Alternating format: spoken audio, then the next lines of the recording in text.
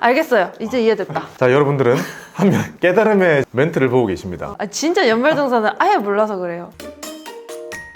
박보미 TV. 박보미 TV.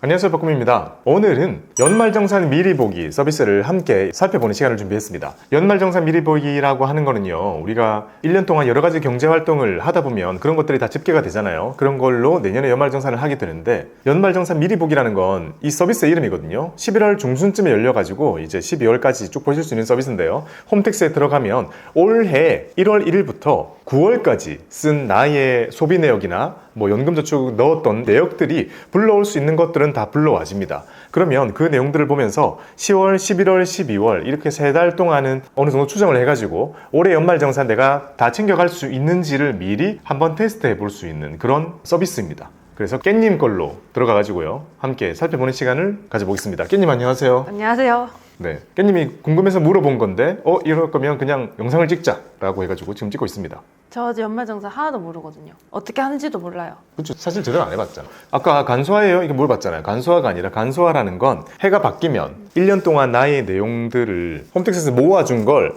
내가 손쉽게 출력할 수 있게 만들어주는 서비스가 간소화 서비스고요. 그거 말고 연말정산 미리 보기라는 이 서비스는 완전히 하나의 다른 서비스입니다. 그걸 살펴볼게요. 아주 실무적인 거라 이거 보시면 도움이 많이 될 겁니다. 제가 감기 많이 걸려가지고 지금 목이 많이 잠겨 있는 점 양해 부탁드립니다. 네이버에 대고 홈택스라고 칩니다. 자, 우리가 집 홈에서 세금에 관한 걸 볼 수 있는 홈택스입니다. 자, 이걸 누르면 자, 이렇게 홈택스 첫 화면이 나오잖아요. 여기서 연말정산 일괄 제공, 이건 또 뭐냐면요, 이제 간소화하려면 우리가 다 다운받아 가지고 다시 확인해서 그걸 회사에다가 주고, 회사에서는 그걸 모아서 국세청에 준단 말이에요. 그게 아니라 여기 동의를 해 놓으면 내 정보가 국세청으로 그냥 바로 가는 거예요.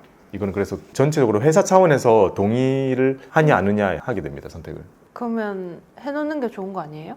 근데 이거는 이제 직원이 좀 많은 회사에서는 인사팀에서 이렇게 일일이 하기 힘들잖아요. 누구는 안 내고 누구는 뭐 빠졌고 언제까지 하세요 막 이렇게 안내하기 힘들잖아요. 그런 데는 이렇게 해두면 편하겠죠. 근데 우리는 나 했는데 너 안 했어? 이런 정도니까 그냥 바로 하면 되는 겁니다. 자, 일단 로그인을 한번 해줍시다. 자, 여기 로그인 화면 보이죠? 여기서 이제 공동인증서 말고 간편인증으로 하시면 됩니다. 그러면 이 많은 것 중에 아마 하나쯤은 하실 거예요. 깻님 뭐 하시죠? 저 카카오톡. 카카오톡 인증서 다운받아 놓은 게 있으면 이렇게 되겠죠. 자, 개인정보를 채우고 인증 요청을 누릅니다. 그리고 자, 카카오로 해주세요, 승인. 자, 인증 완료. 이렇게 하면 공인인증서 없이 정말 편하게 로그인이 됩니다. 자, 이렇게 딱 들어와 봤더니 여기서 어디를 누르냐면 위에 오른쪽 세 번째. 자, 연말정산이 여기 보이죠? 여기를 누르면 왼쪽에 있는 편리한 연말정산 이걸 누르고 오른쪽에 있는 연말정산 미리 보기 이걸 누르면 됩니다. 자, 이렇게 찾아가는 방법 하나, 또 하나는 이런 방법이 있죠. 미리 보기, 짠! 오. 연말정산 미리 보기. 들어와서 여기 이거 누르면 돼요. 스텝 1, 스텝 2, 스텝 3로 되어 있습니다. 스텝 1 누르면 이 화면 나옵니다. 저 잘 보이겠죠? 저 정도면? 우리를 더 작게 할까? 더 줄여봅시다. 굳이 안 넣는 게 낫지 않나요? 됐죠? 조금이라도 더 정보를 많이 보여주기 위해서. 자, 여기 일단 들어와가지고요, 맨 처음에 해야 될 일은요, 총급여액을 입력하는 날입니다. 총급여액은 여기 있는 전년도 지급명 써서 불러오기 확인 누르면 자, 전년도에 총 받았던 거 일단 들어옵니다. 왜냐면 올해 거는 아직 확정이 안 됐으니까. 근데 여기서 이거는 본인에 맞게 어느 정도 수정해서 하는 게 낫습니다. 급여가 올랐을 수도 있으니까. 그렇죠. 만약에 안 올랐으면 그냥 그대로 쓰면 되겠고, 그러면 일단 저희는 깻님의 연봉을 여기서 4천만 원으로 입력을 하겠습니다. 정확히 안 적어도 돼요? 정확히 적으려면 이 총급여액이라는 건요, 기본급 더하기 성과급 빼기 비과세 소득인데, 깻님은 비과세 소득 어차피 밥값밖에 없어요. 한 달에 제가 20만 원씩 같이 주고 있는 밥값은 세금을 안 물린다고 애초에 돼 있는 거기 때문에 그걸 빼면 대략적으로 우리가 해봤을 때 지금 4천만 원으로 한번 해보면 될 것 같습니다. 계산도 좀 더 쉽겠죠? 적용. 조금 내려와서 그 다음 뜨는 항목은 부양가족 신용카드 자료 선택입니다. 상관없네요. 전 1인 가구니까. 네, 부양가족이라고 하면 이게 헷갈릴 수도 있거든요. 부양가족은 연말정산할 때 달고 있는 거예요. 건보이피 부양자하고 다릅니다. 연말정산할 때만 내가 달고 있는 자녀나 부모님, 배우자 이렇게 내가 진짜 부양하고 있는 사람들이 여기 달리게 되는데 깻님은 없기 때문에 혼자 있어요. 그래서 그냥 여기는 신경 쓸 게 없습니다. 부양가족이 있으신 분들은 여기 다르게 이렇게 뜨고 여기에 자료 제공 동의 여부 체크가 되어 있을 거예요. 그렇게 체크되어 있는 사람들 거는 여기에 자동으로 불러와집니다. 그분들이 동의를 해놓은 상태라면 그 다음에 여기서 하나 해줘야 될 거는 오른쪽 위에 신용카드 자료 불러오기 이걸 누릅니다. 오. 그러면 쫙 불러와집니다. 여기서 불러와진 거는 1월부터 9월까지입니다. 자, 깻님은 여기 보면 1월부터 9월까지 신용카드 쓴 게 593만 5천 원입니다. 현금 영수증 한 것도 자기가 입력해야 되는 거예요? 아니요. 자동으로 됩니다. 아 진짜? 그러면 저는 현금을 한 푼도 안 쓴 거예요? 하나도 안 썼어요. 자, 밑으로 내려가 볼게요. 소비가 많이 없으면 그런 경우는 많아요. 소비 많은 거 아니에요? 많아요, 이게? 9월까지 600 정도 썼다는 거는 한 달에 한 60몇만 원밖에 안 쓴 거거든요. 근데 월세가 뺀 값이잖아요. 그렇죠. 월세는 본인의 신용카드나 현금 영수증을 하지 않기 때문에 여기에 안 뜹니다. 근데 그게 지출이 크긴 크다고 볼 수 있지만 그거 포함해도 작지 않아요? 요새 친구들 진짜 막 1, 200 쉽게 쓰던데. 자, 이렇게 떴잖아요. 자, 1월부터 9월까지 신용카드를 얼만큼 썼는데 이 환을 볼 줄 알아야 돼요. 자, 신용카드 등 사용금액 다 합한 거고 신용카드만 쓴 거고 체크카드 쓴 거고 현금 영수증 끄는 거예요. 자, 이렇게 구분이 되어 있는 건 이 세 개는 매체가 다르니까 쉽죠? 현금 줬을 때 현금 영수증 끊는 거랑 그 다음에 체크카드랑 신용카드 이 세 개는 구분이 쉽고 신용카드는 소득공제가 15%, 체크카드는 30%, 현금 영수증 30%예요. 체크카드랑 현금 영수증이 더 크네요? 네, 더 큽니다. 근데 그게 뭘 의미하는지 헷갈리잖아요. 좀 많이 헷갈리잖아요. 자, 여기 쓴 금액, 이 쓴 금액이 여기에 해당되는 카드의 소득 공제 금액 퍼센트가 곱해져서 나올 겁니다. 아 이거는 진짜 내가 쓴 금액이고 저기에 곱하기 15% 해서 반영이 될 거다? 네, 그게 본인의 소득 공제에 들어갈 금액이에요. 그러니까 우리가 금액이 나오고 공제율이 나오기 때문에 사람들이 헷갈려하는 거예요. 500만 원 한도로 신용카드 뭐 15% 공제를 받아서 최대 얼마까지 공제받을 수 있다 이러면 숫자가 너무 많이 나오잖아요. 헷갈리는 거지. 근데 여기서 보면 딱 쉬워요. 내가 쓴 게 500만 원이고 신용카드 15%잖아요. 여기 15% 곱하면 대충 한 75만 원 나오잖아요. 그 75만 원만큼이 내가 받을 수 있는 소득 공제 금액으로 이제 넘어갑니다. 자, 그럼 만약에 여기 지금 체크카드랑 현금증 쓴 게 없잖아요. 체크카드를 100만 원 썼다면 그 중에 30%인 30만 원이 소득공제로 넘어갑니다. 빠지는 거네. 네. 그러면 봐봐요. 500만 원만 그냥 딱 썼어요. 신용카드 15% 곱하는 것보다 체크카드 30% 곱하는 게 훨씬 크죠? 네. 그러니 소득공제를 더 많이 받을 수 있게 되는 거예요. 자, 그게 원리인데 이 모든 거는 한 가지 전제를 충족할 때 해당이 되는 겁니다. 뭔데요? 연봉의 25%. 연봉의 25%를 소비해야 된다? 연봉의 4분의 1까지는 신용카드 공제를 안 해줘요. 이런 카드 공제를 안 해줘요. 현금도 안 해줘요? 안 해줘요. 여기 있는 거 다 안 해줍니다. 아, 그럼 무조건 자기가 번 돈의 4분의 1을 써야지 공제를 해주는 거예요? 총 급여액이 4분의 1인데 총 급여액 어차피 다들 헷갈려 하잖아요. 그냥 연봉으로 저는 그냥 거의 불러요. 자, 연봉의 4분의 1을 머릿속으로 딱 끊어봐요. 1,000만 원이잖아요. 1,000만 원 쓸 때까지는 아무런 공제를 안 해주거든요. 안 해주면 신용카드를 쓰는 게 나아요. 왜요? 체크카드를 쓰는 것보다 신용카드를 쓰는 게 카드 포인트나 혜택이 많기 때문에 그냥 그것 때문이에요. 다른 이유는 없어요. 그래서 보통 연봉 4,000원이니까 1,000만 원 쓸 때까지는 신용카드를 쓰고 넘어가면 이제 체크카드와 현금 영수증이 효과를 발휘하기 시작하는 거예요. 근데 지금은 택도 없어요. 남아있는 3달 동안 얼마 썼어요? 지금 12월이니까 우리가 카드 쓴 내역은 조회할 수 있잖아요. 자, 더 해봅시다. 243만 3천 원. 오, 좀 썼네? 자, 이렇게 했어요. 이렇게 해서 830만 원이잖아요. 여전히 1,000만 원 안 넘잖아요. 이러면 이제 더 이상 고민할 게 없어요. 공제 하나도 못 받아요. 그럼 만약에 170만 원을 쓰면요? 2주 동안? 더 쓰면 넘는 것부터 소득공제율이 적용되기 시작해요. 그러면 넘는 것부터라는 게 뭔 말이에요? 1,000만 원까지는 일단 안 들어갈 거 아니에요. 아 그러면은 1,020만 원 이러면 20만 원만? 그러니까 1,000 채우고 끝나면 더 별론 거예요. 그러니까. 그럼 안 쓸 거면 지금 더 쓰지 마. 공제 하나도 안 돼요. 그래서 체크카드 공제 받을 거 없고 현금 영수증 30%인데 없어요. 근데 만약 여기 있는 사람들 좀 가정해야 되잖아요. 자, 있는 사람들은 자, 여기 있는 신용카드와 체크카드와 현금 영수증 요거 합해가지고 300만 원까지만 됩니다. 이 300이라는 건 쓴돈 기준이 아니라 각각의 공제율을 곱해서 나온 결과가 300. 그러면 만약에 깻님이 3달 동안 1,000만 원을 썼어요. 자, 어떻게 되냐면 짠! 1,500 썼죠? 그러면 일단 1,000만 원 넘었으니까 500만 원만큼 넘었죠? 500만 원에 15% 얼마죠? 75만 원? 300만 원 중에 75만 원밖에 안 쓴 사람이 되는 거예요. 300만 원이라는 한도를 누구나 쓸 수 있는 거예요. 그 모든 사람에게 공통적으로 300만 원이 있는데 그중에 75만 원밖에 안 쓴 거예요. 그러니까 여기서는 룸이 있죠? 더 써도 되는 거죠. 2,000 써볼까요? 써라는 게 아니에요. 이거 이게 의미 없는 거예요. 자, 2,000을 만약에 썼다 그러면 카드로 2,000 거의 600을 쓴 거잖아요. 그러면 거의 1,600만 원만큼 오바됐고 그거의 15%만큼 소득공제로 넘어가면 다 채워진 거 보이나요 여기? 한도 300 중에 본인이 300을 다 썼다라는 게 뜨는 겁니다. 근데 여기 보면 지금 제가 얘기한 것보다 조금 더 많이 뜨잖아요. 많이 뜨는 이유는 올해는 작년도보다 신용카드를 많이 쓴 사람에게 공제를 더해주는 조항이 있어요.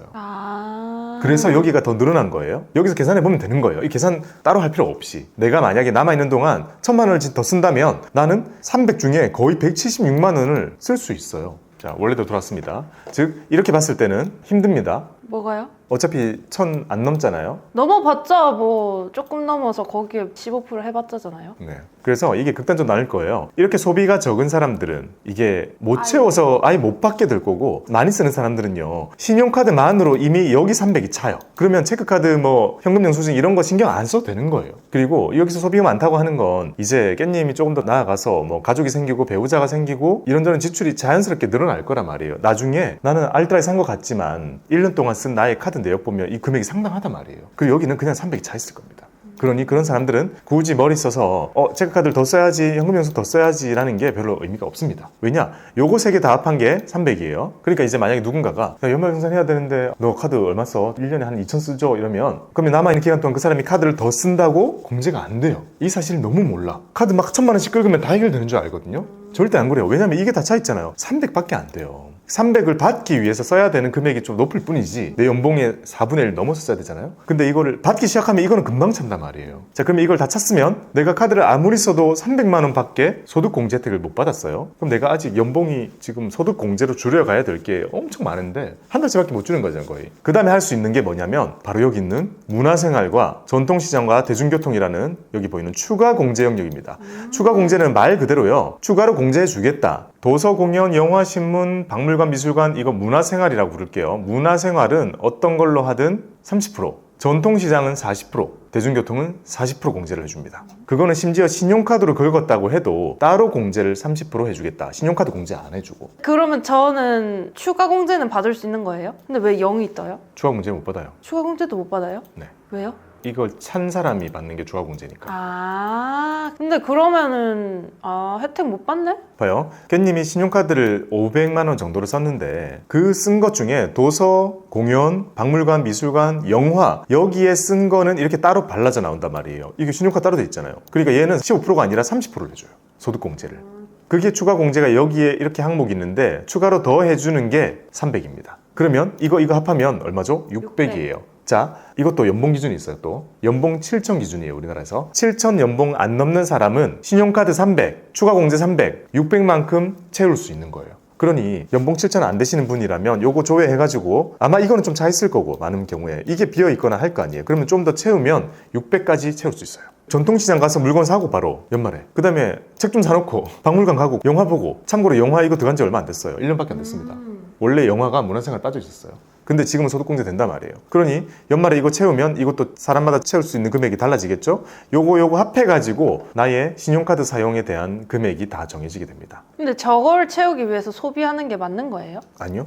그게 뭐야 그럼? 굳이 이런 거죠. 아예 깻님처럼 터무니 없어요 지금. 이거 더 써봤자 이거 한 500 써야 나아질 것 같고 그렇잖아요. 여기 써볼까요? 500 써볼게요. 자, 700, 500 더 했습니다. 112만 원 공제 받죠? 나쁘진 않죠. 근데 500만 원이라는 걸 신용카드로 쓰기만 하면 되는 건데 이걸 예를 들어 뭐 내년에 쓸 물건을 미리 좀 다 샀다 뭐 그런 식으로 만약에 한다면 이만큼 공제는 받을 수가 있죠. 근데 저게 500만 원을 더 씀으로써 100 얼마를 제가 돌려받는 느낌이 아닌 거 아니에요? 그건 아니죠. 그러니까 그러면 뭐하러 500만 원을 더 써요? 100 얼마를 돌려받는 게 아니라 112만 원만큼 깻님의 소득을 줄여주잖아요. 그러니까 그냥 세액을 결정하기 위한 것 아니에요? 소득이 줄어들면 작아진 소득이 과표를 통과하게 될 거고 세금은 줄죠. 연말정산에 돌려받는 게 몇만 원이라도 더 커질 겁니다. 몇만 원 받기 위해서 500만 원 쓴다고요? 근데 그렇게 생각하면 아예 안 맞죠. 왜냐면 소비라는 거는 내가 뭔가를 산 거니까 그 산 것에 대한 가치는 이미 있는 거잖아요. 몇만 원을 받기 위해서 500을 썼다가 아니라 어차피 살 게 있었으면 연말에 사는 게 낫다는 거죠. 그럼 어차피 살 거라면 내년에 사는 거랑 뭐가 다른 거예요? 내년엔 내년 연말정산에 또 들어가게 되는 거죠. 근데 내년에 초에 그렇게 쓴 사람은 여기에 이미 막 7 찍혀 있을 거고 안 쓴 사람은 지금 2가 찍혀 있다는 거잖아요. 그러니 아주 간단하게 많이 쓴 해에는 공제를 많이 받고 덜 쓴 해에는 공제를 안 받는 거죠. 뭔가 유리한 건 없는 거죠. 그래서 지금 이 화면은 못 받는 화면을 보여드린 거예요. 못 봤지. 네, 못 받습니다. 여기도 0, 추가도 다 0입니다. 자, 저장 한번 눌러주고요. 이 저장하면 이게 막 제출이 되는 게 아니라 그냥 이 화면에 내가 또 들어왔을 때 이렇게 띄워줍니다. 저 이제 이거는 영향력이 없는 거니까 철저하게 안 적어도 되는 거죠. 10월에서 12월 예상액을. 일단 836이잖아요. 지금 12월 중순이란 말이에요. 남아있는 보름 동안 얼마나 더 쓸 건지. 뭐 쓸 거 있어요? 그래도 살 수도 있죠. 연말이잖아요. 아이패드 같은 거? 아니요. 그러면은 한 270 썼다고 할까요? 똑같아요. 소용없어요. 지금까지 뭔 얘기했어요? 이거 1000 넘기 전에는 아예 소용없어요. 그래서 신용카드 소득공제 넘어갑니다. 자, 예상 절감액 아무것도 없어요. 놀랍다. 공제 받는 걸 보여드려야 되는데 공제를 하나도 못 받아. 그러니까 이런 거죠. 아까 물어본 것처럼 1년 내내 아꼈는데 연말에 쓰는 게 말이 되냐? 안 되죠, 당연히. 근데 이미 1년 동안 만약에 쓴 게 많다면 여기 숫자가 많겠죠? 그러면 빈 것만 보일 거 아니에요. 빈 것만 채우자는 거죠. 이왕 공제 많이 받게. 자, 세금이라는 건요. 소비를 많이 한 사람은 작게 세금을 내고 과표 구간이 낮아지니까? 소비를 작게 하는 사람은 쌓이는 자산은 큰 대신에 세금이 큰 거예요. 그거는 균형이 그냥 원래 있는 거예요. 봐봐요. 소비한 사람에게 더 메리트를 주는 거네요. 메리트를 주는 거라기보다 소비를 그만큼 한 사람은 남아있는 돈이 작을 거 아니에요? 그러니까 세금을 작게 내는 거죠. 이런 개념이랑 비슷해요. 나를 위한 소비 이런 게 생각하지 말고 법인으로 생각해봐요. 매출 있고 매입이 있잖아요. 매출에서 매입 빼고 남은 순수익에다 세금을 매겨요, 법인. 네. 그러면 지금 만약에 우리 회사가 올해 10억을 벌었어. 근데 9억을 썼어. 그럼 1억에다가 법인세 매겨가지고 세금 1000만 원 이렇게 내겠죠? 근데 매출이 10억이에요. 근데 내가 무조건 안 쓰고 아껴가지고 1억만 비용을 썼어. 그러면 9억을 번 회사가 되죠. 9억에다가 똑같이 세금 매기면 어떻게 돼요? 그러면 이제 사람도 자기가 번 거에 쓴 거를 뺀 것에서 세금을 매긴다. 맞아요. 그리고 그 과정에서 내가 쓴 거 빼고 국가적으로 혜택을 주는 거를 껴주는 거예요. 예를 들면 국가적으로 세액공제를 해줄 때 그냥 세금을 이렇게 내주면 이상하잖아요. 그게 더 행정적으로 불편하거든요. 그냥 이 사람 어차피 연말정산 할 건데 그때 그냥 빼지도록 그냥 전산 넣어버리는 거죠. 국가적으로 세금 혜택을 주는 모든 거는 국세청에서 세금을 걷는 과정에 그걸 녹이는 겁니다. 그러니 연금저축이나 이런 것도 뒤에 가면 나오는 것도 이 과정에 다 들어가는 거죠. 그러면 결국 아까 얘기한 것처럼 내가 쓴 거에서 남은 거 세금 매기는 거예요. 그리고 여기에 다양한 혜택이 붙고 빠진다고 하면 되는 겁니다.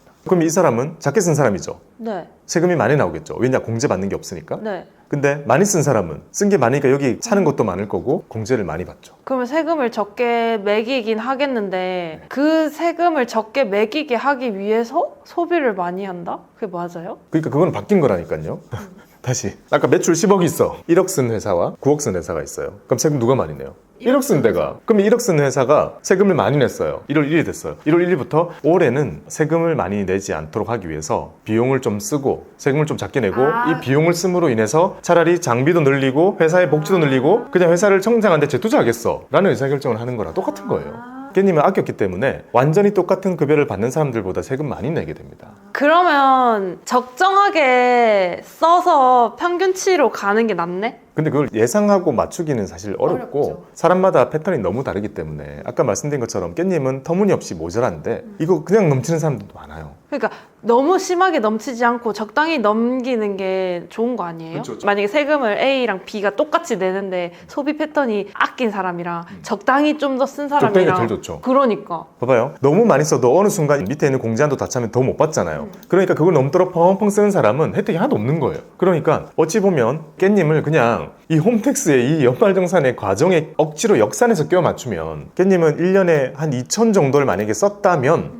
신용카드 공제 딱 맞게 받게 되거든요. 그러면 4천 받는 사람은 2천만 원 정도 썼을 때 공제를 최대로 받더라. 이거는 되게 결과론적인 건데 여기에 맞춰서 삶을 끼워 맞출 필요는 없다는 거죠. 근데 방금 얘기한 것처럼 그걸 만약에 유리한 걸로 따진다면 지금 역산하면 이게 최적이긴 한 거죠. 그래요? 네. 많이 쓴 사람이니까 세금 작게 내는데 과하게 많이 써봐도 세금 계속 깎아주는 게 아니라 했잖아요. 그러니까 최적을 억지로 찾은 거지. 깻님이랑 같은 연봉을 받는 어디에 있는 사람들 중에 깻님보다 지금 한 2배는 많이 썼죠? 이 사람은 세금을 훨씬 적게 내요. 공제를 많이 받았으니까. 얼마나 적게 내는 건데요? 그 세금 작게 내는 것도 큰 차이는 없어요. 어차피 세율도 통과해야 되잖아요. 통과하고 나온 세금의 차이가 예를 들어 50만 원, 100만 원이다. 이게 크다면 크고 작은 건 작은 거죠. 근데 그러기에는 1,000만 원을 잃은 거잖아요. 소비람으로서. 그 잃었다고 표현하면 안 되는 거죠. 아, 그래요? 그러니까 소비를 하는 게 돈을 그냥 버리는 게 아니잖아요. 그러니까 저걸로 만약에 1,000만 원 쓴 사람과 2,000만 원 쓴 사람을 비교하는 거잖아요. 2,000만 원어치 올해는 산 게 많거나 논 게 많거나 모은 게 많겠죠. 그래서 이런 개념이에요. 내가 소비를 안 하고 전부 아끼면 세금 많이 내고, 법인도 똑같아요. 최대한 많이 돈 아끼면 세금으로 많이 나가요. 근데 쓰면 세금을 덜 내요. 그렇다고 다 써버리고 세금을 안 내면 그게 이긴 것도 아니잖아요. 그렇다고 다 아껴가지고 세금 많이 낸 것도 행복하지 않단 말이에요. 최적을 찾는 게 좋죠. 근데 이게 2,000이 최적이라는 거예요? 지금 계산을 해보면 억지로 신용카드만 쓴다면, 근데 그러면은 이 경우에서 지출을 덜 하고 싶으면은 체크카드로 넘어가는 게 나아요? 그렇죠. 다른 거를 채우면 이 금액은 훨씬 해볼게요. 봐봐요. 저렇게까지는 1년에 안 써질 것 같은데? 그렇죠. 저거는 많잖아요. 근데 이제 만약 여기서 그러니까 신용카드 1,500 쓴 거랑 체크카드로 지금 1,000 쓴 거랑 또 비슷하게 나왔어요. 거의 1,000까지는 혜택을 안 준다 했잖아요. 네. 혜택을 안 주는 구간은 신용카드가 낫다. 지금 억지로 맞춰볼게요. 자, 이거 1,000 될 때까지 신용카드 씁시다. 400만 원? 거의 1,000 맞췄어요. 네. 그리고 이제 넘는 것부터는 연봉의 4분의 1까지를 신용카드를 썼구나. 그 시점이 예를 들면 뭐 4월이든 5월이든 가계부에 찼다. 그러면 카드 넣어놓고 이제 남아있는 기간 동안 체크카드만 쓰는 거예요. 이제부터 쓰는 건 30% 공제가 들어가니까 남아있는 기간 동안 체크카드로 한 1,000만 원 썼다. 공제 다 받게 되죠. 더 줄여볼게요. 자, 올해 다 쓴 게 1,700 정도 되죠. 알겠어요. 이제 이해됐다. 자, 여러분들은 한 명 깨달음의 멘트를 보고 계십니다. 진짜 생 리얼이다, 진짜. 진짜 연말정산을 아예 몰라서 그래요. 저도 몰랐어요. 아는 사람이 얼마나 되겠어요. 이렇게 눌러보는 사람이 얼마나 되겠어요. 저도 해보니까 이게 대략 아는 거죠. 이렇게 해볼 수 있는 거예요. 자, 우리가 카드 써가지고 받을 수 있는 혜택은 300이 끝이라 했잖아요. 깻잎 연봉에서 이걸 꽉 채우려면 700만 원을 체크카드 써야 되네. 1,000만 원을 신용카드, 700만 원을 체크카드를 쓰는 사람이 딱 맞춰서 혜택은 받는다는 거예요. 근데 여기에 맞추는 거는 더 어렵잖아요, 사실. 근데 맞으면 좋은 거죠. 근데 고민인 게 제가 올해를 막 궁핍하게 살진 않았거든요. 근데 700을 더 쓰는 거는 진짜 엄청난 그거잖아요. 1,000만 원까지는 뭐 맞춘다 쳐도 그러면 이 상황에서는 700만 원을 그냥 포기하는 게 맞는 거죠. 네, 당연하죠. 자, 이렇게 다 받은 사람이 지금 얼마나 썼어요? 1,700을 썼어요. 네. 이 사람이 지금 이 상태에서 신용카드를 계속 긁어도 혜택 더 못 받습니다. 네, 그쵸. 체크카드를 써도 못 받아요. 한도 조금 남아있긴 하지만 뭐 더 받을 공제 한도가 없으니까 이 상태라면 이제 그 다음부터 추가 공제만 받을 수 있게 되거든요. 추가 공제는 예를 들어 전통시장에 가가지고 한 20만 원치 샀어요. 그리고 대중교통 1년 내내 타면 한 100만 원 쓴단 말이에요. 25만 원 할게요. 자, 이 정도 쓸 거고 1년에 100만 원 정도 쓰고 그 다음에 본인이 이걸 공제 다 찼으니까 근데 올해 이런저런 소득이 많은 거야. 그래서 연말에 영화도 봐요. 영화 볼 때 신용카드 그냥 긁으면 되는 거예요. 영화 한 편 얼마 줘요? 15,000원? 그러면 몇 편 볼까요? 4개? 일주일에 하나? 6만 원. 친구랑 같이 보면. 쏴요? 연인 거 내준 거예요? 자, 이렇게 했을 때 계산 한번 해보면 여기 위에 수치를 지금 제가 조금 바꿨거든요. 바꿔가지고 여기 기본 카드 공제 300을 다 쓴 상태로 만들었어요. 자, 이 상태로 만들고 전통시장에 한 20만 원 쓰고 대중교통에 한 1년에 한 100 정도 쓴 거예요. 이렇게 대중교통은 100만 원 정도 썼을 때 어떤 공제를 받을 수 있냐? 여기가 공제 내가 받는 거 총 한도, 남은 한도잖아요. 신용카드 300 다 받았고 전통시장에서 20만 원 썼던 거 중에 8만 원만큼 소득 공제 받고요. 대중교통 100만 원 썼죠? 그 중에 40% 받고요. 그 다음에 영화 보고 미술관 가고 책 사고 하는 것에 20만 원을 썼는데 그거에 30%니까 6만 원 공제가 된 거죠. 자, 요렇게 합하면 이 추가 공제 300만 원 중에 아직 240만 원이 남아있죠. 그럼 이 상태만 딱 봤을 때는 어떤 생각이 드냐면 공제만 봤을 때는 이 사람은 쓴 게 여기에 없는데 많이 쓴 거죠. 그래서 공제 받는 건 별로 없고 이미 이걸 다 썼으니까 이렇게 많이 쓴 것 중에 상당수는 공제를 못 받는 채로 그냥 지나가게 되겠죠. 딱 맞춰 쓸 수는 없지만 우리가 그나마 할 수 있는 거는 지금 해보고 뭘 느끼었으면 좋겠냐면 여기에 맞춰서 내 생활을 바꾸는 건 힘들지만 내년 한 해 동안 소비를 하면서 이 흐릿하게 머릿속에 담아두고 생활하는 거는 괜찮잖아요. 내년에 네, 예를 들면 물건 사는데 현금 줬어요. 현금 영수증 끊어주세요. 그게 뭘 의미하는지 거의 몰랐잖아요.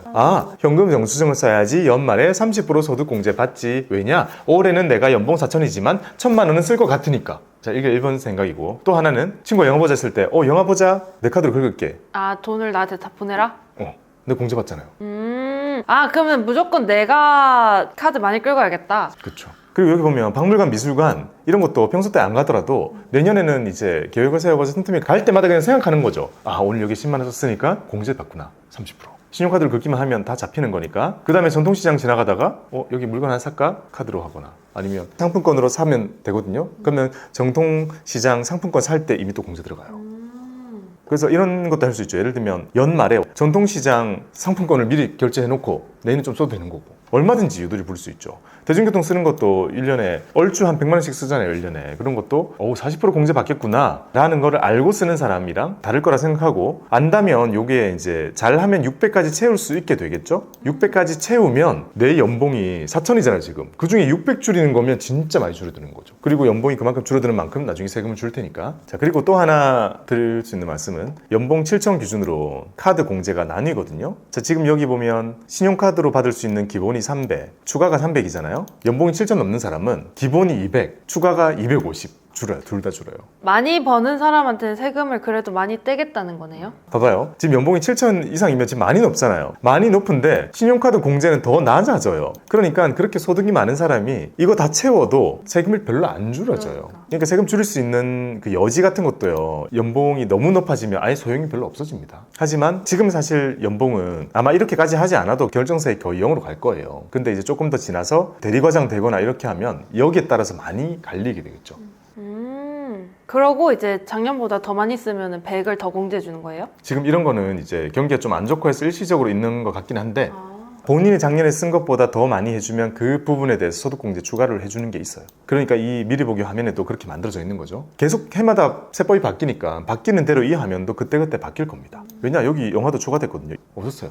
요렇게 되는 거고, 만약에 이대로라면 공제 받는 게 360인 겁니다. 이 사람은 1800 써서 360만 원만큼을 소득공제를 받은 거고, 그걸 또 세액으로 환산해 준 것도 여기 나오거든요. 왜냐면 4천이면 구간 나오잖아요. 그거 환산했더니 실제로 줄인 세금이 54만 원인 거예요. 지금 54만 원 이게 쌓이고 뒤에 세액공제랑 만나고 이래가지고 이게 1, 200 정도 된단 말이에요. 그러니까 연말 정산할 때 많이 받으면 한 1, 200 돌려받고 300 받는 사람도 있고 이런 정도인 건데, 그거 정도 받으려면 소득공제도 이만큼 채워야 되고 세액공제도 채워야 된단 말이에요. 그러면 그런 사람은 일단 기본적으로 소비가 어느 정도 나와줘야 되는 거고, 그게 아니라면, 즉 내가 소비가 적거나 많이 쓸 일이 없는 사람이라면 전혀 그럴 필요는 없습니다. 270 넣어줄게요. 계산하기. 다시 원래대로 깻잎 걸로 되돌리고 다 0이라면 다음으로 가볼게요. 자, 그럼 여기 1, 2, 3, 4가 이렇게 좌우로 이렇게 좀 나오거든요. 총 급여 4천만 원이에요. 근로소득 금액 2,875만 원이에요. 자, 이게 뜻하는 건 4천만 원에다가 이것저것 빼면 거의 얼마 못 빼거든요. 4천이라는 돈이 너무 크잖아요. 그래서 보통 크기에 따라서 이미 한번 빼고 시작해요. 덩어리 한번 빼줘요. 그거를 근로소득 공제라고 불러요. 여기 제일 처음 빼줘요. 근로소득 공제를 빼준 게 여기 나옵니다. 자, 4천을 넣었죠. 근로소득 공제를 1,125만 원을 빼줘요. 왜요? 그거는 이렇게 보시면 돼요. 4천 받는 사람이나 7천 받는 사람이나 그거 있는 그대로 시작해가지고 과표까지 가려면 너무 많이 빼야 돼요.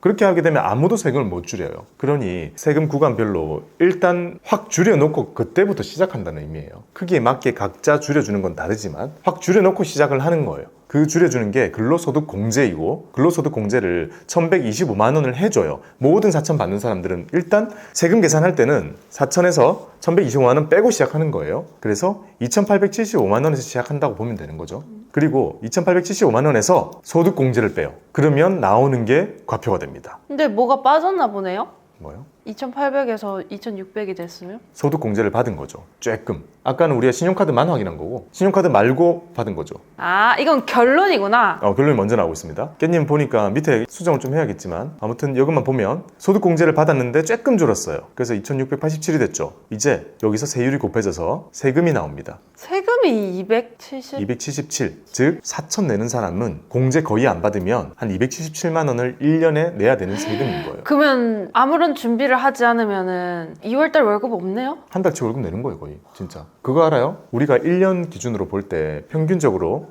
1월 1일부터 3월 10며칠까지 일한 거는 다 세금 내는 거라 보면 돼요. 그건 뭔 말이지?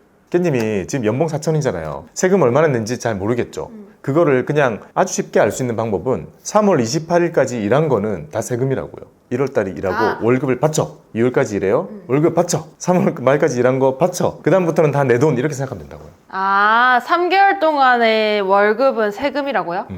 평균이에요. 근데 깻님은 소득이 지금 낮은 상태라서 한 달 정도 되는 거지. 즉 4천 받고 만약에 나중에 원천 징수 없이 한 번에 내라 그러면 이거 사람 미치는 거 하는 거예요. 한 달 월급 다 내야 되는 거예요. 그만큼 세금이 많다는 걸 의미합니다. 자, 그래서 4천 받는 사람이 별 공제 안 받으면 277만 원 정도를 낸단 말이에요. 이제 여기서 세액공제를 뺍니다. 이제 여기서 세액공제를 빼서 나온 게 결정세액입니다. 아, 그러면 지금 세액공제 항목은 내가 직접 입력해야 되니까 반영이 안 된 건 거예요? 그렇죠. 거의 안 돼 있죠. 자, 우리가 아직 입력 제대로 안 했는데 깻님이 이대로 간다면 193만 원을 배타내야 되는 사람이 돼 있습니다. 와, 대박이네. 정보가 입력이 덜 돼 있는 거예요. 지금 분명히 깻님은 너무 안 썼어. 그래서 세금 너무 억울한데요? 277만 원 중에 지금 거의 193만 원 배타내야 되는 사람은 떠 있는 거예요. 아, 근데 저거 안 고쳐도 돼요? 소득세? 이거는 아마 작년 기준으로 돼 있어서 작게 나와 있는 걸 거예요. 이거 제가 보정 좀 해줄게요. 대략 깻님이 한 달에 10만 원 내거든요, 소득세. 그러니까 120으로 적용할게요. 자, 이렇게 했을 때 그래도 75만 원 배타내는 사람입니다. 그래도 괜찮아졌네. 이렇게 딱 봤을 때 연봉 4천인 사람이 별 노력을 안 한다면 연말정산 그대로 지금 지나면 75만 원 배타내는 사람으로 되어 있어요. 내려가 볼게요. 자, 깻님의 소득공제 항목입니다. 이거 쭉 제가 다 설명해 줄 수 있는데, 자, 먼저 인적공제. 이거는요, 그냥 사람이니까 공제해 주는 거예요. 그리고 사람이 몇 명이냐? 내가 부양하는 사람이. 본인은 자기가 부양하는 거예요. 그래서 무조건 150이 깔립니다. 모든 사람이. 근데 그 다음에 더 이상 달린 사람 없죠? 부모님 만약에 지금 직장생활 하시지만 먼 훗날에 나중에 퇴직하시고 진짜 쉬시면서 집에 계실 때는 떨어져 있어도 달 수 있어요. 그러면 150만 원 까지는 겁니다. 부모님 두 분 다 달면 300 까지는 거예요. 자, 150만 원 뺐습니다. 그 다음에 내려가서 연금보험료 공제. 이거는 무슨 연금보험? 뭐지? 국민연금이에요. 이거 용어가 다 썰 수 있지만 국민연금 말하는 거고, 깻님이 국민연금 1년 동안 낸 게 지금 38만 원 정도를 내었고, 요거는 100% 소득공제 줍니다. 100%? 오. 이만큼 다 빼주는 거예요. 그 다음에 건보료도 다 빼줍니다. 근데 이것도 추정을 하는 거예요? 이거 다 수정해줘야 되나 봅니다. 여기 적혀 있는 거. 국민연금 9%잖아요. 월급 350에 9% 해봐요. 이거에다가 12번 곱해봐요. 378만 원. 자, 연봉 4천 기준으로 봤을 때 국민연금 이 정도 들어가니까 더 늘려줬고요. 건보료도 보정을 해줍시다. 몇 프로예요? 건보료 8%. 336. 고용보험료가 그때 1.8. 75만 6천 원.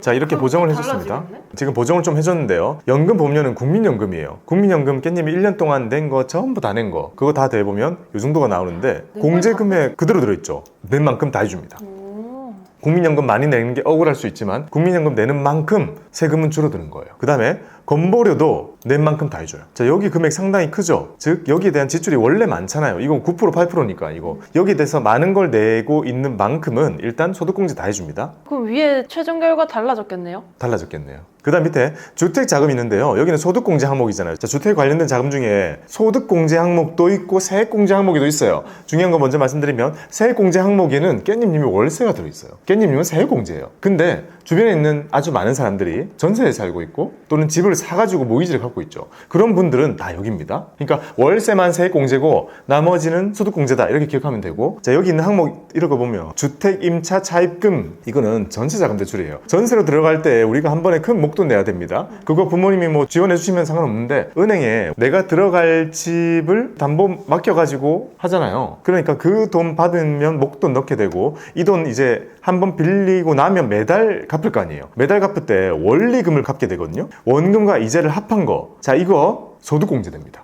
그러면 많은 금액을 갚아버리면 크게 빠지겠네요? 근데 한도가 있죠. 아, 그래요? 요거는 이제 한도가 있습니다. 지금까지 위에 봤던 거 대부분 100%. 여기는 100%였고 카드는 15나 30 정도였잖아요. 얘는 40%입니다. 많이 해주는데? 40%인데 원리금 갚는 거 기준으로 연 1,000만 원. 아, 연 1,000만 원까지 갚는 거는 정상적으로 은행에서 빌린 거 그거에 40%를 소득공제를 해준다는 의미예요. 그러면 소득공제 최대 맥시멈이 400만 원. 크죠? 저 위에 있는 거의 얘네들이랑 비슷할 정도로 크다는 거예요. 즉 내가 서울에 와가지고 이렇게 막 전세 살면서 월급 받을 때마다 여기에 연 1,000만 원이면 진짜 많은 돈을 갚은 거잖아요. 갚으면 그만큼 이자 빼고 원금만큼은 내 돈이 한 곳에 저축이 된 거라고 볼 수 있기 때문에 이게 대표적인 재테크 수단 중에 하나예요. 이거 어쩔 수 없이 매달 일정하게 원리금 나눠서 갚잖아요. 그러면 초반은 사실 이자가 많아. 근데 어쨌든 원금 쌓이는 거는 작으니까 내가 저축되는 금액은 많지만 어쨌든 매달 내는 원리금은 동일하죠. 보통 원리금 균등상환하니까. 자, 그럴 이럴 경우에는 그 금액 통틀어 가지고 그냥 원금이나 이자 합쳐가지고 400만 원까지 40%를 해준다는 거예요.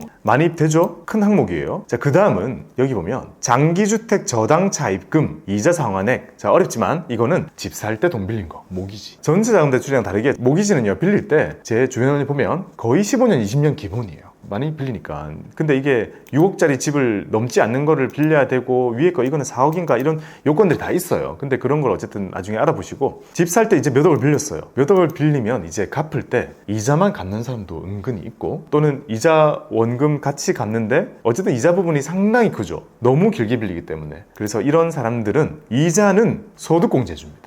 요거는 빌리는 기간과 상환 방법에 따라서 소득공제 해주는 금액이 막 달라져요. 근데 어쨌든 최저 600만 원부터 최고 2천만 원까지. 오, 많이 해주네. 2천만 원은 거의 그런 거예요. 15년 이상 빌리고 원리금 균등으로 갚는 거나 그런 거, 이자가 이렇게 따박따박 나가게 되는 거, 그거 했을 때는 2천만 원까지도 이자만 소득공제 다 해줍니다. 크죠? 자, 여기까지만 하면 얼추 이해가 됐잖아요. 근데 하나가 더 설명이 필요한 게 여기 맨 위에 있는 이 전세자금 대출 갚은 거 한도 400이라 했잖아요. 요거는 주택청약이랑 합산해요. 그거만 기억해요. 고향에 있는 친구 오랜만에 만났어. 결혼한 친구야. 이번에 우리 전셋집 뭐 구했거든, 이런 얘기 할 거 아니에요. 그러면 얼마나 빌렸는데? 우리 전세 이번에 빌릴 때 한 3천 빌렸어. 그럼 매달 갚겠네? 매달 한 50씩 갚아. 소득공제 받겠네? 그리고 월 30씩 낸다는 건 1년에 360 낸다는 거잖아요. 한도 1,000만 원이라 했잖아요. 다 받겠네? 너 소득공제 다 받아 그거.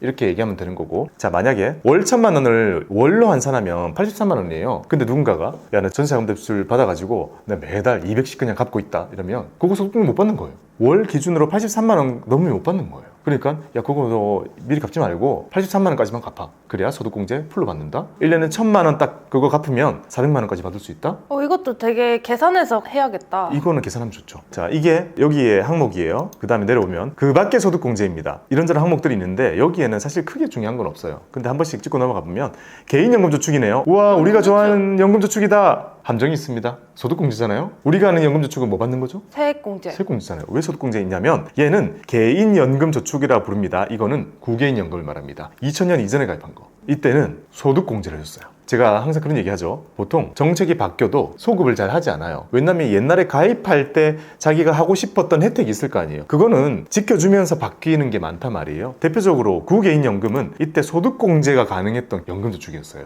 이거는 지금도 계속 소득공제를 해줍니다. 2000년 이전에 가입한 사람들만 이 항목에 숫자가 떠요. 자, 최고 받을 수 있는 거는 72만 원. 이게 180만 원까지만 부를 수 있고 거기에 40% 소득공제를 해줬거든요. 그게 72만 원입니다. 연금을 준비하는데 1년에 180 이상하죠. 너무 작죠. 옛날 연금이라서 그래요. 많이 안 나올 것 같아서. 그냥 뭐 혜택 자체가 소득공제 혜택을 주려고 했다 보니까 이게 작게 세팅이 된 것 같아요. 어쨌든 쟤는 이제 안 맞다 싶어가지고 없애고 지금 1800짜리 넣잖아요. 거의 10배짜리가 생겨있고, 그거를 정확히 억지로 얘기하면 신개인연금이라 부르기도 하고 신연금저축이라 부르기도 한데, 어쨌든 걔는 연금저축 계좌 이런 식으로 부르면 이제 구분이 됩니다. 걔를 개인연금저축이라고 절대 안 불러요. 왜냐면 얘랑 헷갈릴까봐. 자, 그러니까 이거는 있는 사람만 받는 거다 하면서 넘어가면 되고, 밑에 소기업 소상공인 공제부금, 말 어렵지만 노란우산 공제. 노란우산 공제는 규모나 이런 거에 따라서 200에서 500까지 소득공제를 해준단 말이에요. 그래서 여기에 최고 500까지 받을 수 있어요. 자, 깻님은 점유할 필요 없죠. 여기는 소상공인 1인 자영업자가 이거 하시기 제일 좋아요. 2인만 돼도 푸른 씨앗을 하면 되거든요. 푸른 씨앗이요? 왜냐면 노란우산 공제도요, 첫 번째 목표가 퇴직금 만드는 거예요. 자영업자는 퇴직금이 없잖아요. 그럼 미리미리 빼놔야 되는데 그걸 빼놓을 수 있게 제도를 만든 거고, 빼놓으면 소득공제를 해주는 거예요. 그런 식으로 쓰는 거예요. 그러니 이제 퇴직금을 만드는 용도니까 직원이 2명 이상만 되면 푸른 씨앗 하면 되잖아요. 자, 이 노란우산 공제였습니다. 그 다음에 주택마련저축, 이거 뭐겠어요? 청약. 청약입니다. 청약저축은 1년에 300만 원까지 부으면 그거의 40%를 소득공제 줍니다. 오, 그럼 120까지? 네, 120이 최고값. 근데 아까 뭐라 했죠? 저기 위에 있던 얘랑 합치거든요. 아, 맞네. 얘랑 이 120이랑 합산 한도가 400이에요. 즉 만약에 내가 청약저축을 이미 300을 채우고 있는 사람이라면 여기에 120이 차 있을 거 아니에요? 그 사람은 여기에 280만 쓸 수 있는 거예요. 280만. 합계가 400이에요. 그것만 기억하면 되고, 어쨌든 집 관련된 거는 요 두 개만 붙어가지고 한도를 공유한다 라고 보시면 되고, 청약저축은 그래서 1년에 300이잖아요. 월로 나누면 25만 원이란 말이에요. 그래서 월로 그냥 나눠 생각해보면 우리가 청약을 하려면 최저가 2만 원이잖아요. 최고가 25만 원이라고 보는 이유는, 훨씬 더 넣는 사람도 있겠지만 소득공제만 봤을 때는 2만 원에서 25만 원 이렇게 밴드를 정하는 거죠. 미리 만들어서 부어 두시면 해마다 이거 계속 받을 거 아니에요. 그래서 하는 건 좋은데, 저는 과하게 많이 넣는 거는 사실 개인적으로 이해가 잘 안 가요. 금리도 낮단 말이에요. 근데 과하게 넣는다는 건 공제도 못 받는 거기 때문에 돈도 뽑지도 못하죠. 자, 그 다음에 투자조합 출자 이런 거는요, 투자조합을 통해서 벤처기업 같은 거 투자를 할 때 참여하게 되면 소득공제를 해주는데 이건 한도가 좀 큽니다. 3천만 원까지 100%.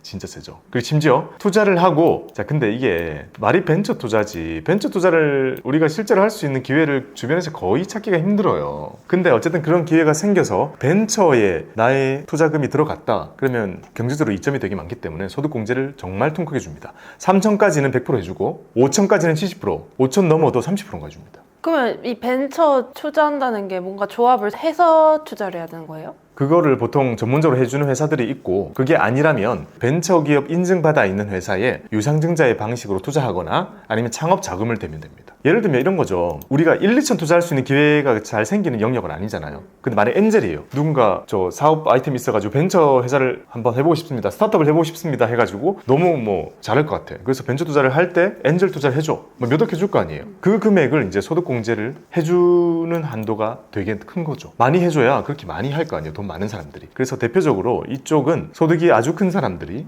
소득공제를 많이 받기 위해 이런 걸 찾아가지고 투자를 하죠. 주변에 이제 스타트업 하는 친구가 있다면 투자 받으려고 막 IR 하고 다니고 이런 게 나중에 많이 생길 거예요. 깻님 주변에도 어쨌든 결국에 사업하는 사람이 많이 생길 거란 말이에요.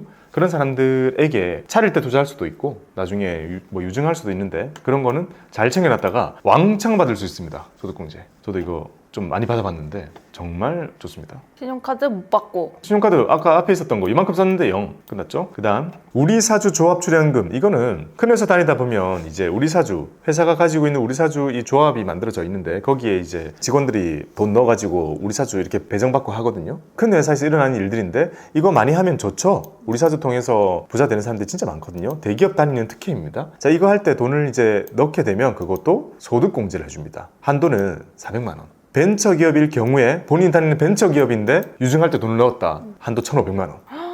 아, 이게 최대치라서 1,500이 적혀 있구나. 네. 그러니까 대기업 다니는 사람은 예를 들면 회사가 잘 나갈 때 유증 많이 하잖아요. 유증을 할 때는 직원들한테 우선 배정하도록 돼 있단 말이에요. 그러면 이제 내려올 거예요. 할 사람 얼마까지 할 수 있어요. 자, 사원은 얼마, 뭐 과장은 얼마, 이렇게 다 한도 너는 얼마 나와요. 그러면 이제 돈도 빌려주고 하겠다, 이거 한번 투자해볼까, 우리 사주 사볼까 라고 하는 사람들 많잖아요. 그거 했을 때 일단 그 해에는 이제 한 400만 원 소득공제 받겠구나 라고 생각할 수 있죠. 큰 겁니다, 그것도.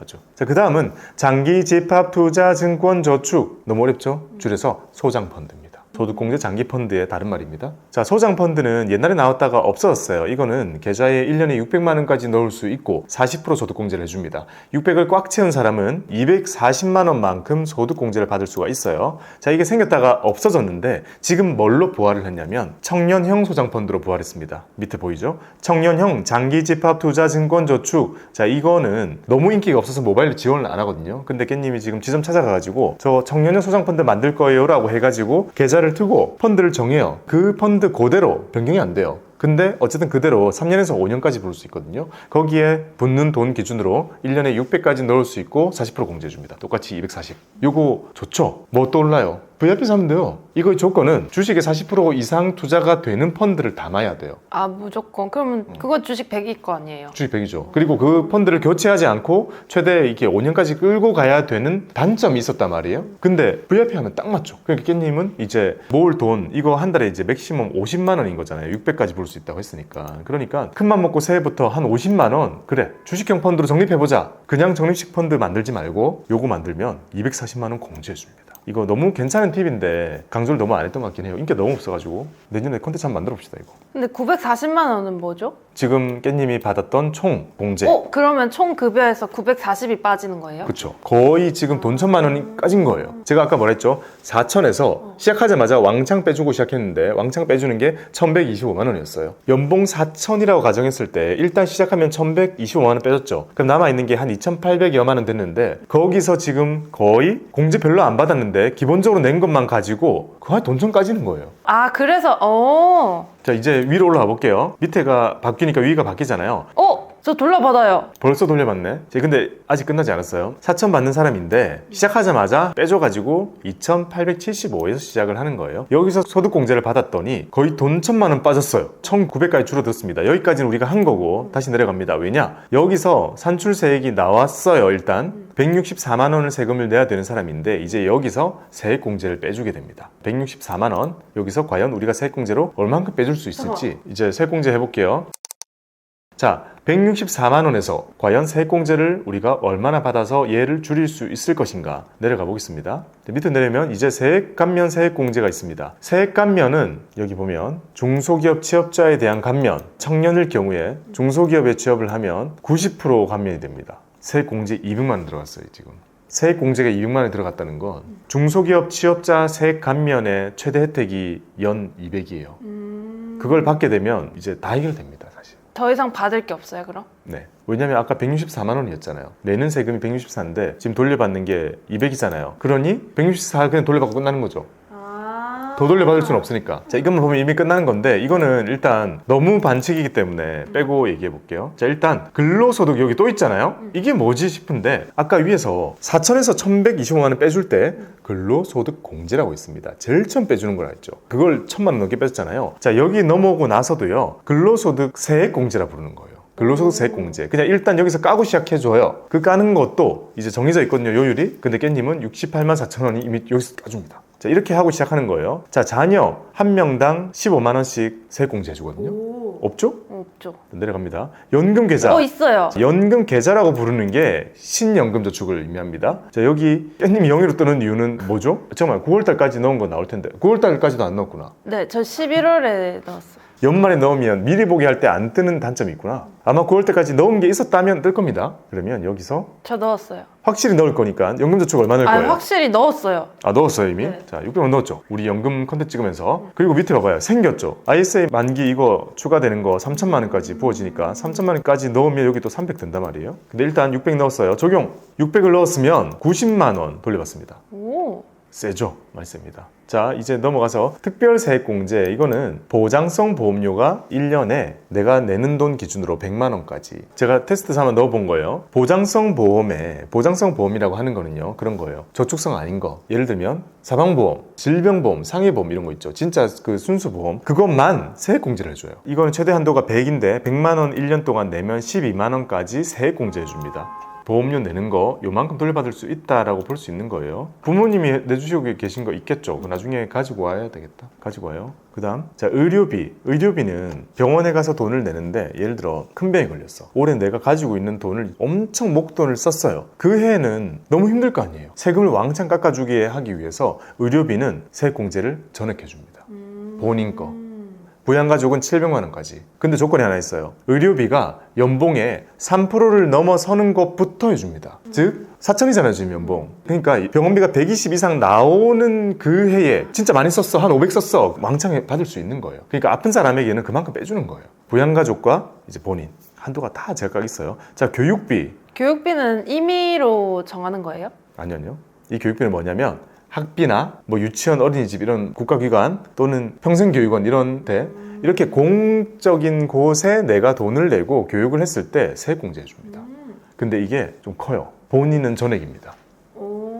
그리고 초중고는 1년에 300, 대학생은 1년에 900까지는 세액공제를 15% 해줍니다. 낸 것의 15%만큼을 세액공제 해준다는 거예요. 사교육 제외입니다. 학원 이런 거 안 돼요 다. 그러니까 회사에 다니면서 자녀가 많아가지고 학교 많이 다니면 지출 많이 생기잖아요. 학비. 그거는 일단 다 세액공제 15%씩 이제 해주는 그런 거죠. 그 다음은 기부금입니다. 저 있어요. 할 거예요. 자, 여기는 넣을 게 있죠. 여기 보면 재밌어요. 자료 추가 누르잖아요. 그러면 여기 선택할 수 있게 나오거든요. 짠! 자, 이게 우리가 세액공제를 받을 수 있는 기부처를 의미하는 거예요. 자, 정치, 고향사랑, 우리사주, 종교단체 이 정도로 생각하면 돼요. 자, 여기에 예를 들면 아마 종교 있으신 분들은 기부 많이 하실 거예요. 그 한도가 일단 이렇게 기억하면 돼요. 1,000만 원까지 15% 많이 해주죠. 그러니까 기부 많이 하시는 거예요. 그래서 그리고 또 재밌는 거는 정치자금 기부금은요 10만 원까지는 세액공제 100%. 똑같네, 고향사랑 기부금이랑. 근데 고향사랑 기부금도 10만 원에 세액공제 100%인데 얘는 3만 원 돌려주잖아요. 답례품. 그러니까 이 두 개는 만약에 있으시면 아마 인터넷 될 거예요. 그런 거 하면 그냥 그대로 돌려받아요. 고향사랑 기부금은 10만 원 내면 10만 원 돌려받고 3만 원 더 돌려받으니까 자, 저거 보시고 꼭 해주세요. 이거는 그 다음에는 이제 뭐 여기 있는 종교단체 이런 거 전부 다 1,000만 원까지는 15% 그거 넘어가면 요율이 또 적용이 됩니다. 아니야. 저 고향사랑 기부자 할 거예요. 할 거군요. 자, 무조건 할 거죠. 10만 원. 자, 이거 기본값입니다. 자, 10만 원 했더니 짠. 이거는 이제 지방세? 뭐 그런 거겠죠. 어쨌든 이것도 거의 잡히게 됩니다. 그 다음에 여기 보면 월세 있습니다. 월세 저 있어요. 자, 월세 깻님 얼마 내나요? 1년에 562만 8천 원. 자, 큰 돈을 월세로 냈어요. 자, 월세는 1년에 1,000만 원까지 세액공제 받을 수 있고 세액공제 요율은요. 연봉 5,500 안 넘는 사람은 17%, 넘는 사람은 15%그 정도를 세액공제를 받게 됩니다. 그러면 17% 돌려받겠네요? 네, 17% 돌려받습니다. 짠! 와, 86만 원. 오. 대단하다. 생각보다 해당되는 게 많죠, 세액공제에. 그래서 소득공제보다 세액공제 챙길 게 많다. 그러면 이미 세금만큼 돌려받는 거 아니에요? 그렇죠. 이미 결정세액은 0원입니다. 올라가 볼게요. 자, 전체 결과 위에 자동으로 반영이 되는데 자, 깻님의 경우에는 산출세액이 요만큼 있었는데 세액공제를 받았더니 결정세액이 0원이 나왔습니다. 자, 결정세액이 제일 중요한 거예요. 연말정산의 결과로 결정된 거고 자, 이거가 내가 실제로 내야 하는 세금인 거예요. 근데 깻님은 올해 세금을 안 내도 되는 사람인 거예요. 그러면 잠깐만 고향사랑 저거 한번 빼보면 안 돼요? 달라진 거 없어요. 깻님 못 받아요, 이거. 그러니까 안 하는 게 낫지 않나? 안 돌려받으면 안 할 거예요. 네. 그래요?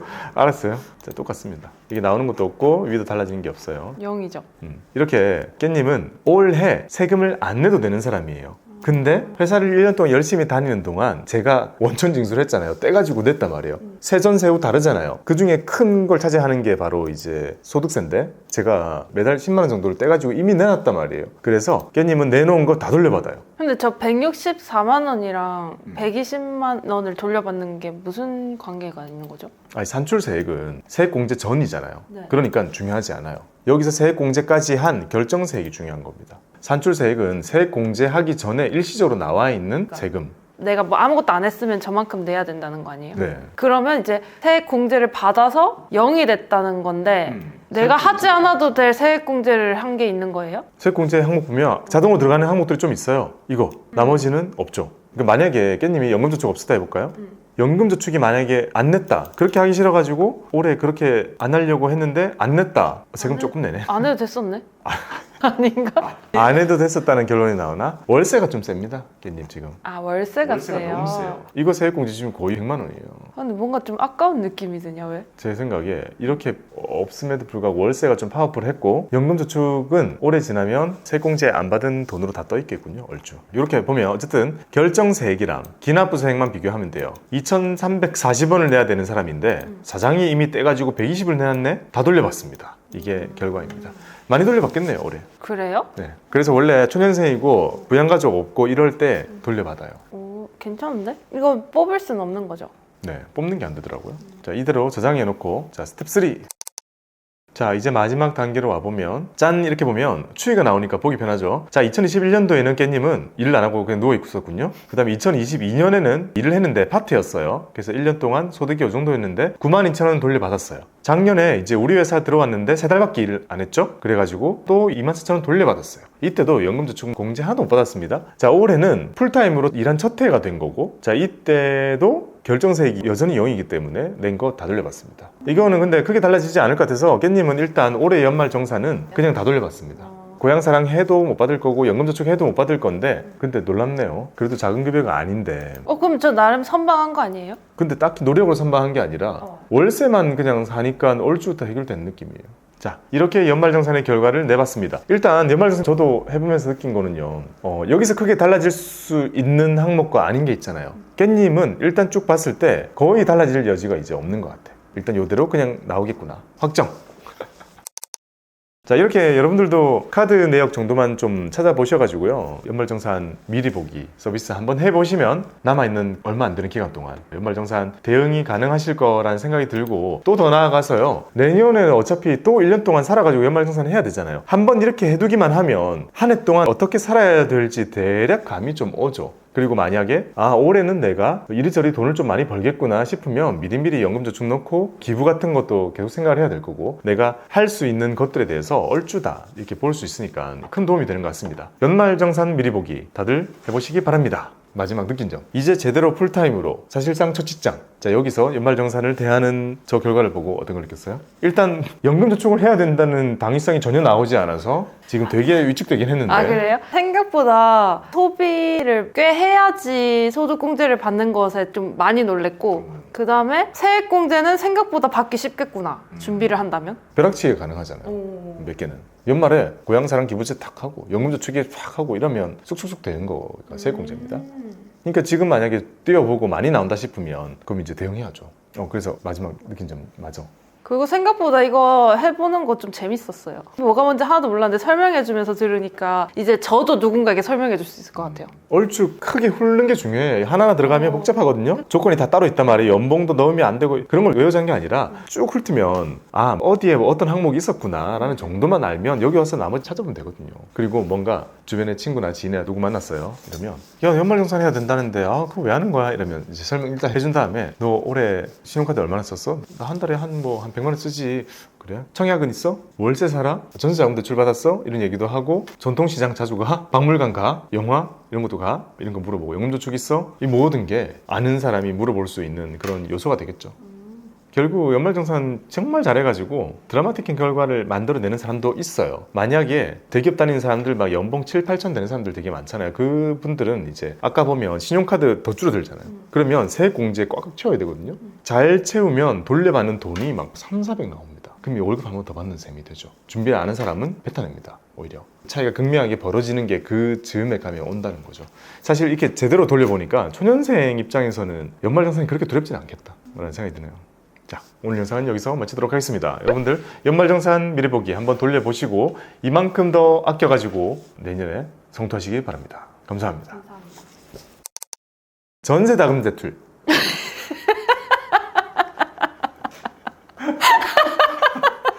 컨디션이 안 좋아 지금. 발음이 안 돼요. 자, 말은 어렵지만 전세자금 대출.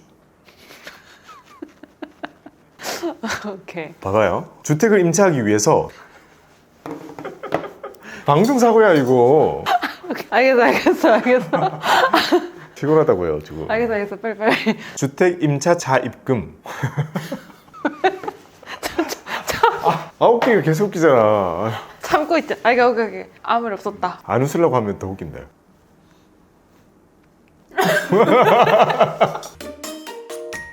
박보미 TV 박보미 TV.